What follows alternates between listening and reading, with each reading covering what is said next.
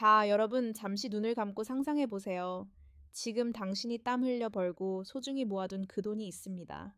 은행 계좌에 찍힌 숫자를 보면 뿌듯하고 미래를 계획할 수 있다는 생각에 안도감이 들죠. 그런데 말입니다. 2026년, 불과 2년 뒤, 그 돈이 종이 쪼가리에 불과해진다면 어떨 것 같나요?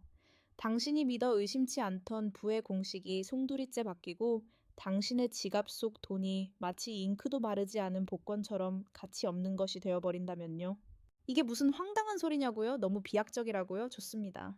하지만 오늘 저는 여러분께 이 황당한 이야기가 단순한 음모론이 아니라 소수의 0.1%만이 은밀하게 공유하고 있는 미래, 경제 로드맵의 핵심이라는 것을 보여드릴 겁니다. 이 로드맵은 나스닥의 폭등 뒤에 숨겨진 차가운 진실부터 트럼프 2기 행정부와 연방준비제도 사이에 오갈지 모를 미략, 그리고 이 모든 거대한 파도 속에서 우리 한국 경제가 맞이할 마지막 골든타임까지 그 모든 퍼즐 조각을 맞춰줄 겁니다.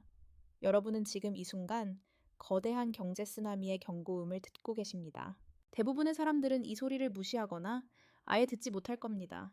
하지만 이 영상을 끝까지 보신다면 당신은 그 소리를 명확히 듣고 다가올 미래에 대비할 수 있는 통찰력을 얻게 될 겁니다. 단순한 돈 이야기가 아닙니다.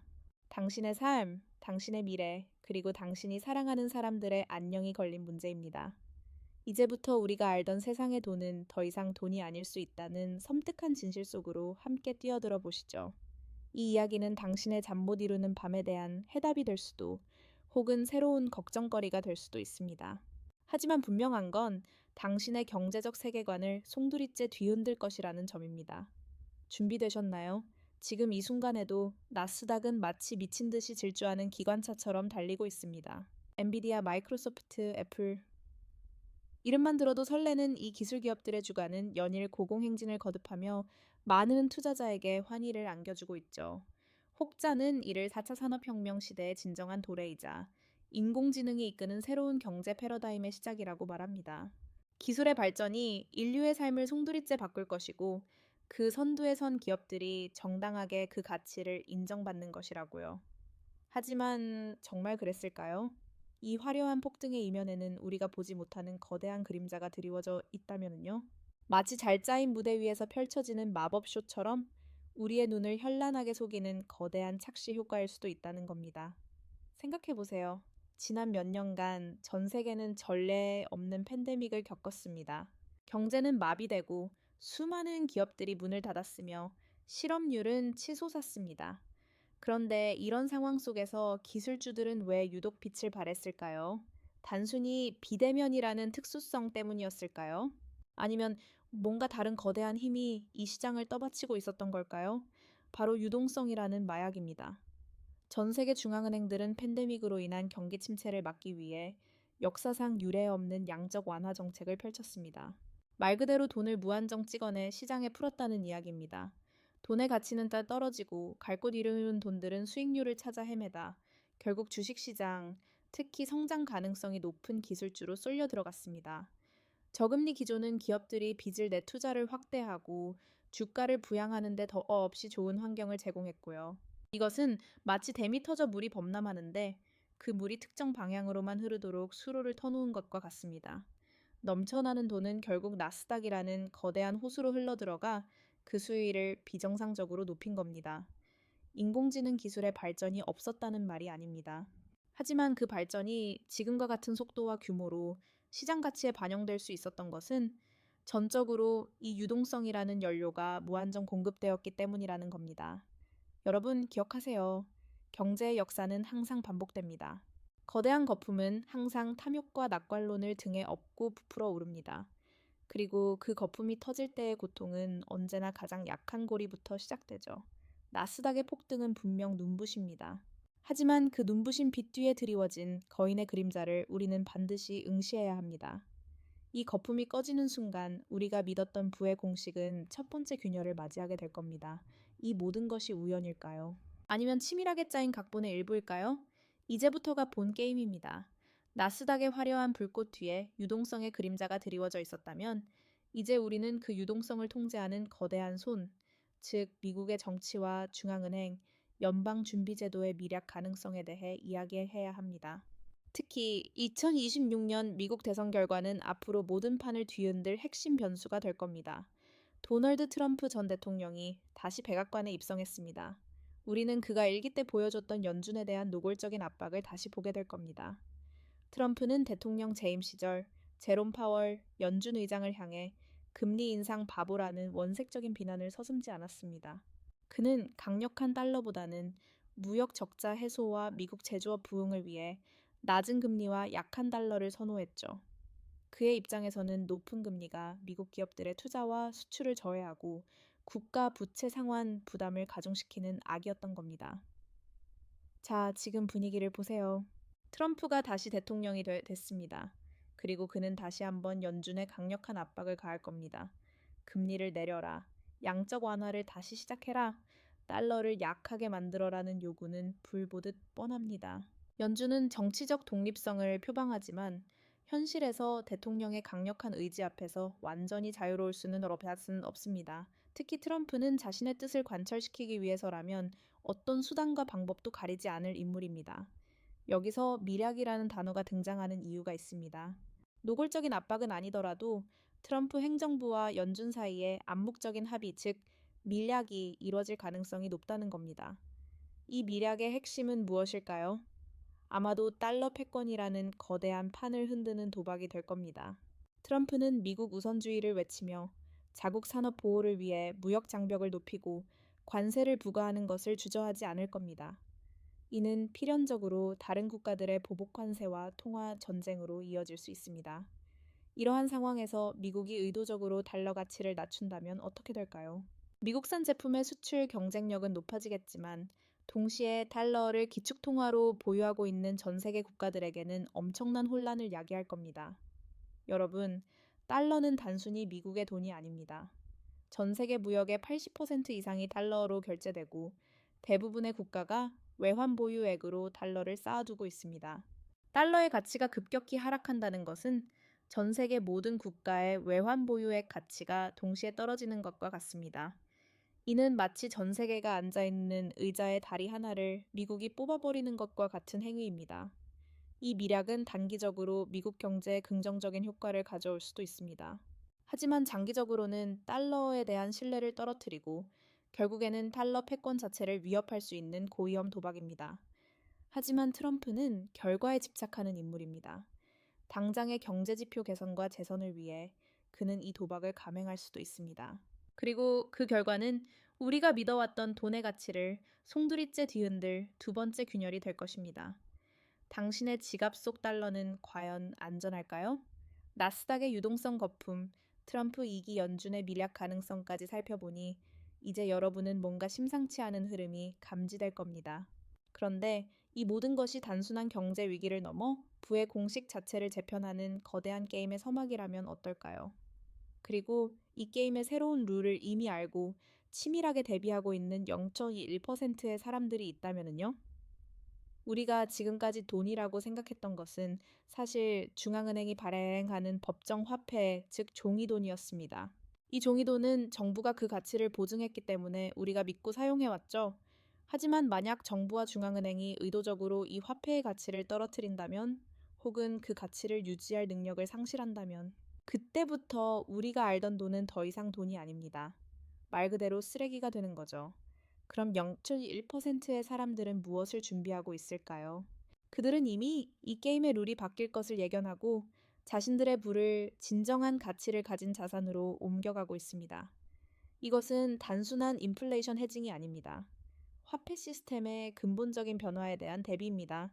첫째, 실물 자산으로의 회귀입니다. 금, 은과 같은 귀금속은 수천 년 동안 인류가 가치를 인정해온 자산입니다. 화폐 가치가 휴지 조각이 되어도 금은 그 자체의 가치를 잃지 않습니다. 원자재, 에너지 자원, 그리고 식량 생산과 직결된 농지 역시 마찬가지입니다. 돈이 아니라 생존의 필수적인 자원을 소유하는 것이 진정한 부가 되는 시대가 올 수 있다는 겁니다.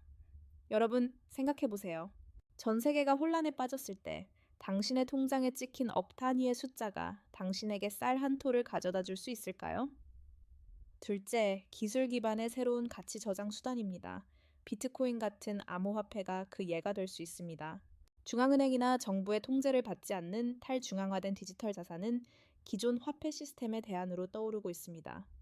물론 변동성이 크지만 0.1%는 이미 이 분야에 깊숙이 관여하며 미래의 가치 저장 수단을 탐색하고 있습니다. 그들은 이 기술이 단순한 투기 수단을 넘어 새로운 경제 질서의 핵심이 될 수 있음을 간파하고 있는 겁니다.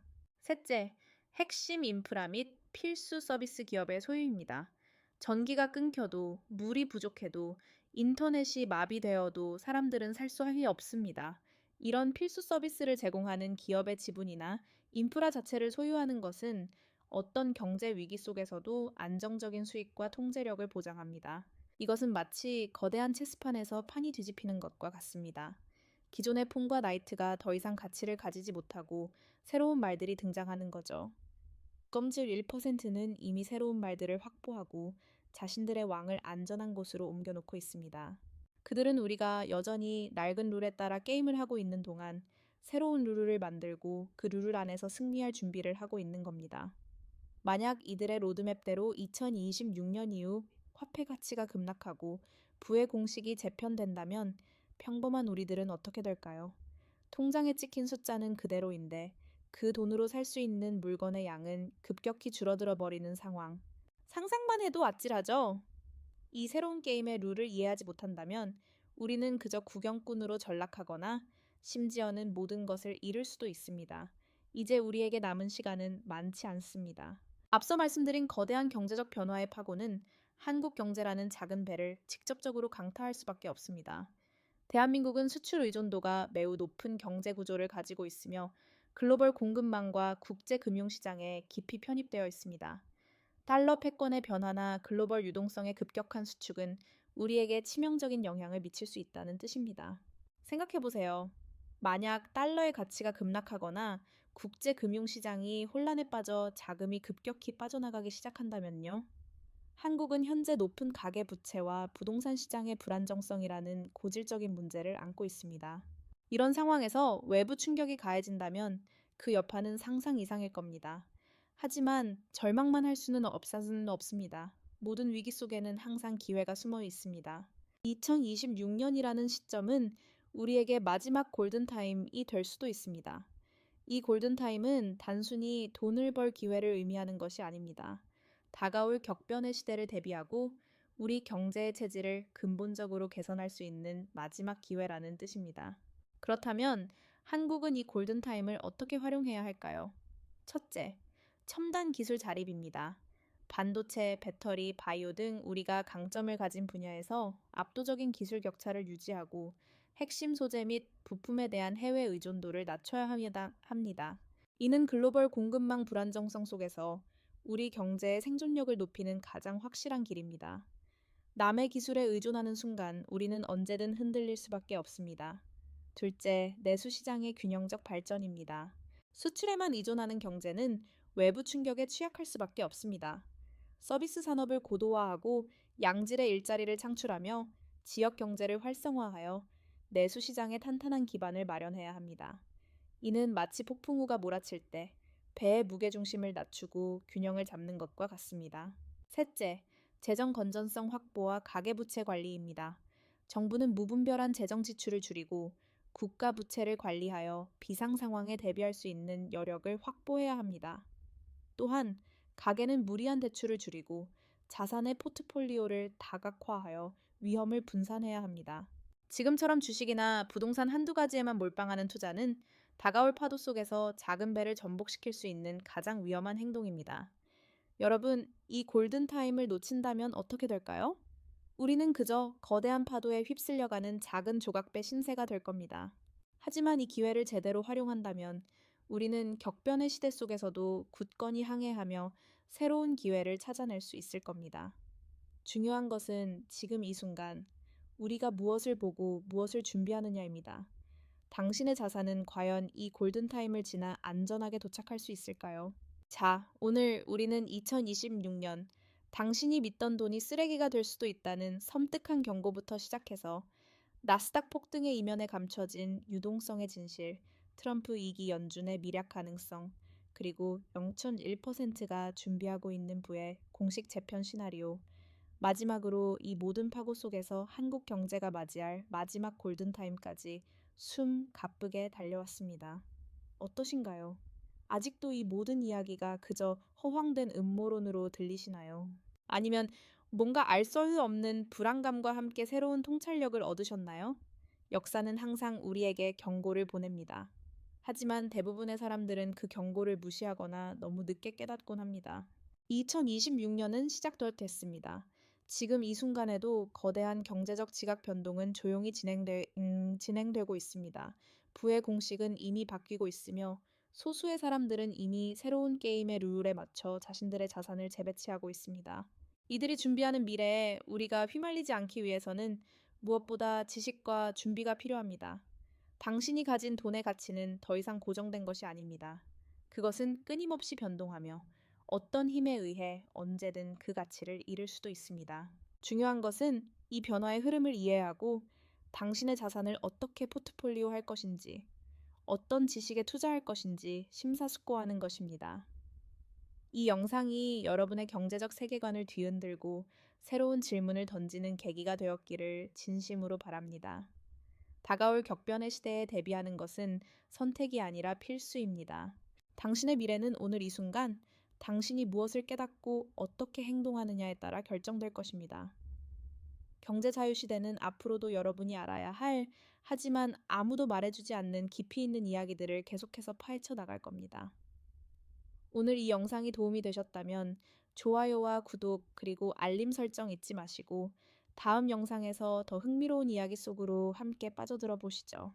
여러분의 현명한 선택을 응원합니다.